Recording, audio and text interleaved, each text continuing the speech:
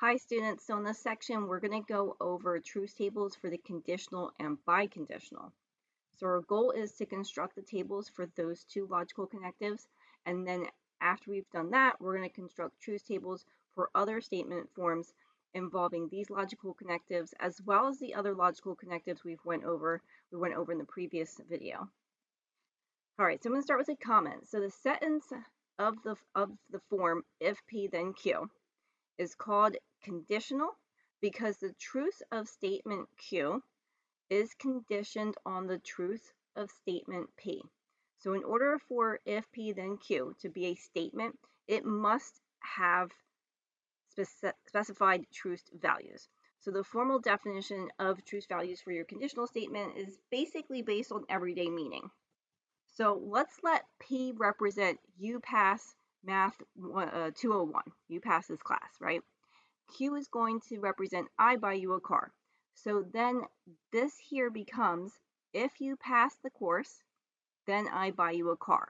So we're going to think of the Q, this part here, as a promise. So we want to know under what circumstances is that promise broken. So under what circumstances are you justified in saying that I spoke falsely? Now my promise only says you will get a car if a certain condition is met. It says nothing about what will happen if that condition is not met. So it's not saying anything, it's not saying what will happen if you don't pass the class. All right, so let's go ahead and start looking at our truth table for this. So our conditional statement of Q by P, if P then Q, and there's our symbol for it, is false when P is true and Q is false. Otherwise, the statement is true. We call P the hypothesis or the antecedent of the conditional, and Q is called the conclusion or the consequent for this conditional statement. So this is our truth table here. So if true, then true, we get true for the conditional statement. The second case is where it gets interesting. So if true, then false, ends up being false. This is where the promise is broken. It's true that you passed the class, but the promise is broken. I don't buy you a car. And so the statement form, the conditional statement, is false. And then in these two cases, this is where we don't know what happens if you don't pass the class. So in these two cases, you don't pass the class, but maybe it's true that you still get the car and your conditional statement is true. Or you don't pass the class and you don't get a car, but your overall conditional statement is still true. So it's this case 2 where you have a true hypothesis and a false conclusion is going to lead to a truth value of false for the conditional statement.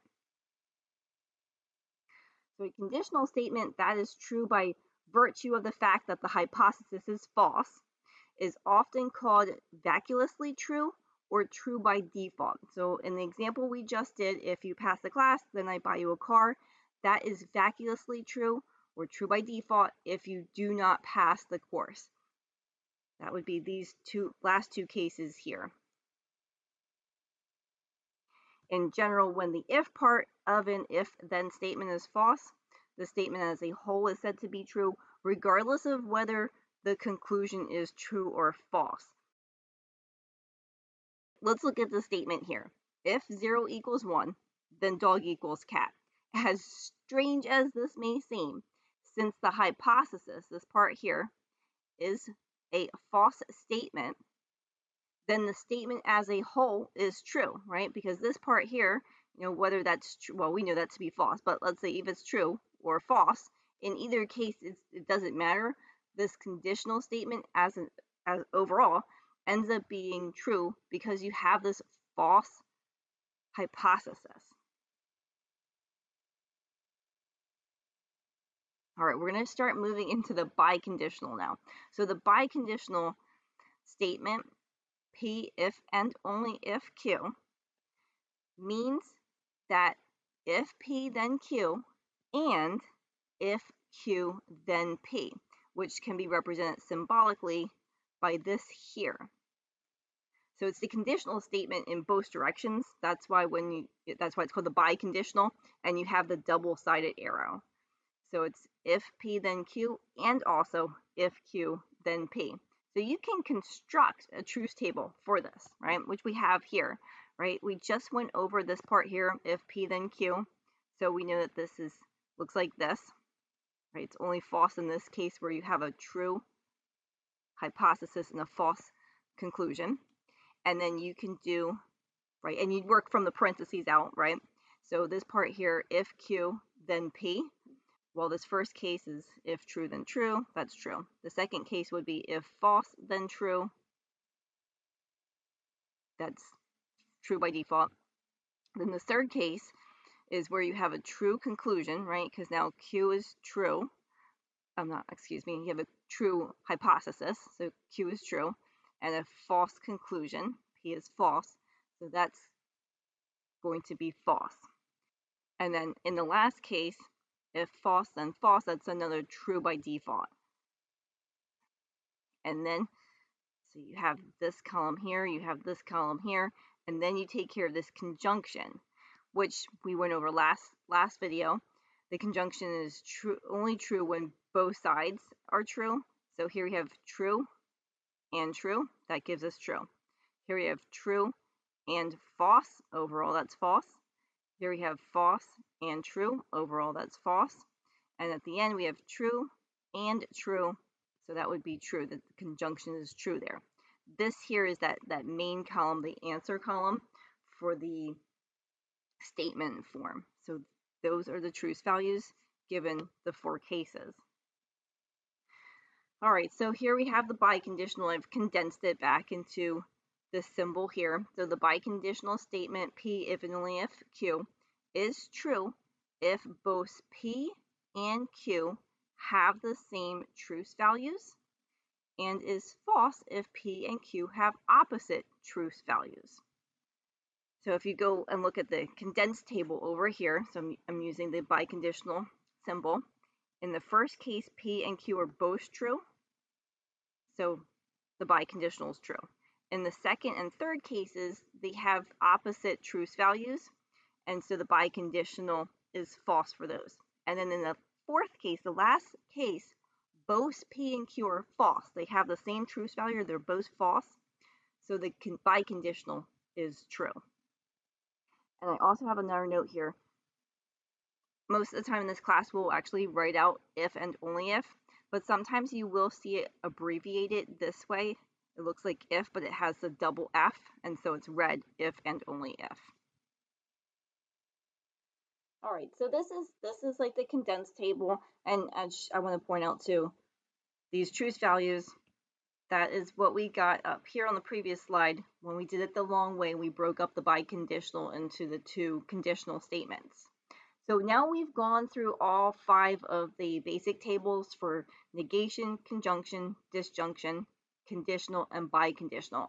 I would suggest that you take those 5 tables and put them on a note sheet and start memorizing those, because from there we can go ahead and construct truth tables for a whole bunch of other statement forms. Oh, and here's our order of operations again, so we're revisiting this. So we're adding on this number 4 here that we didn't have in the previous lecture video. So I'm still working with the evaluating what's inside the parentheses first. That's still step 1. And then step 2 would be to evaluate any negations. Step 3 would be to take care of evaluate the conjunctions and the disjunctions. And if you have both of them, then there should be a set of parentheses that let you know which one to evaluate first. And then finally, you will evaluate conditional and biconditional statements. And again, if both are present, then there's most likely going to be parentheses to help you figure out which one to evaluate first. All right, so example 1. We want to construct truth tables for the following statement forms. All right, so we're going to go ahead and take a look at part A first. So that one just has a P and a Q in it. So we know there's just going to be 4 cases.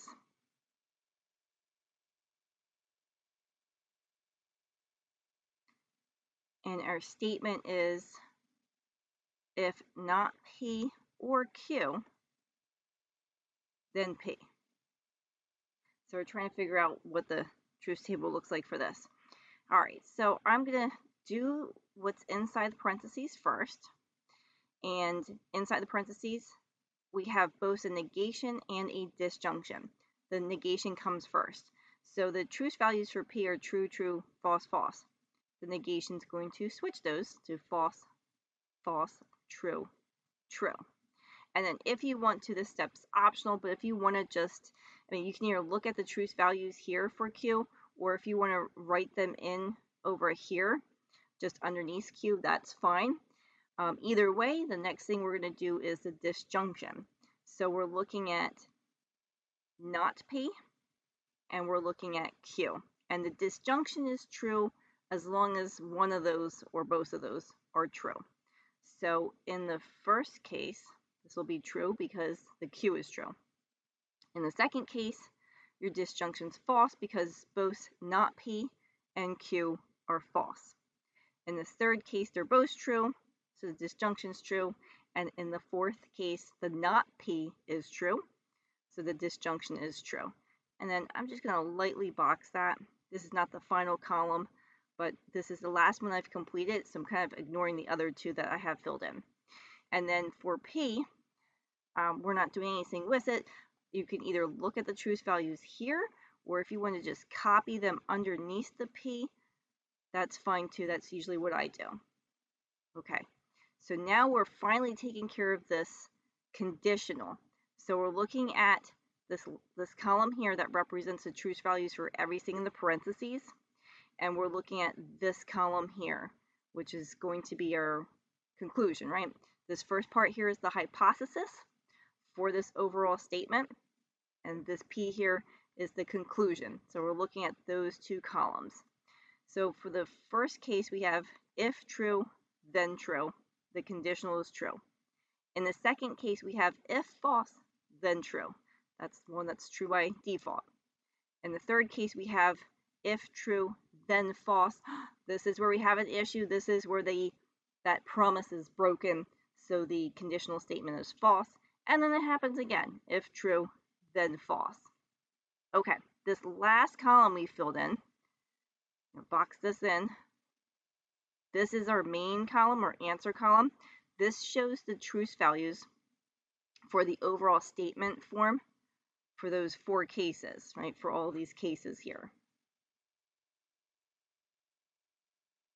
And I'm just going to emphasize again, the hypothesis was everything in the parentheses, the not P or Q. That was the hypothesis. And the conclusion was just the, oh, I put Q, but that should be P. The conclusion is just the P part. All right, now we're going to do the part B. So for part B, we have a P, a Q, and an R. So since we have 3 simple statements, we're going to have 8 cases.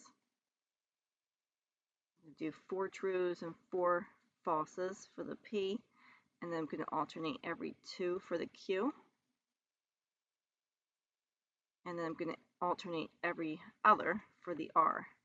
This is usually how I build them, just to make sure I'm getting every possible arrangement or ordering. Okay, so for this one we have not Q if and only if P or R. All right, so we'll do stuff inside the parentheses first, but we have a negation and a biconditional in there, so we'll do the negation before the biconditional. So we're just going to flip the truth values of Q. Okay, and then for the P, you can either, if you want to copy the truth values for P, like as a column underneath P, that's fine. If you want to skip it, that's okay too. I think I'm okay. I'm going to skip it this time. So now I'm going to do the biconditional. So I'm looking at the column here for P and the column for not Q. And the biconditional is true as long as both sides of the biconditional have the same truth value. Well, in our first case, we have true and then we have the false, so the biconditional is going to be false. In the second case, we got true and false, biconditional is false. In the third case, though, we have true and true, right? So the biconditional is true because they're the same truth value. Same truth value for that fourth case. And in the fifth case, P is false, the not Q is false. They're the same truth value though, so the biconditional is true. And then in the next case, same situation, both of them are false, so the biconditional is true. And seventh case here, they have opposite signs, so the biconditional is false. And in the last case, they have opposite signs, so the biconditional is false. All right, I'm just going to lightly box this in. So this here, this column that I'm trying to emphasize, that's the truth values for everything in that set of parentheses. Now we're going to do that disjunction. We're looking at the column we just finished and also the column for R, right? And we're doing the disjunction. So disjunction is true as long as one of them is true. So in the first case, we have true or false. Well, that's true. In the third case, they're both false, or second case, they're both false. So disjunction is false. Third case, they're both true. Disjunction is true. Next case, one of them is true, so disjunction is true. Next case, they're both true. Disjunction is true. Seventh case, or sixth case here, one of them is true, so disjunction is true. Seventh case, one of them is true, so disjunction is true. And in the last case, they're both false, so disjunction is false. All right, this is the very last column we completed. This here represents the truth values for this large statement form. So this tells us what the truth value is for the statement under all these 8 different conditions or cases.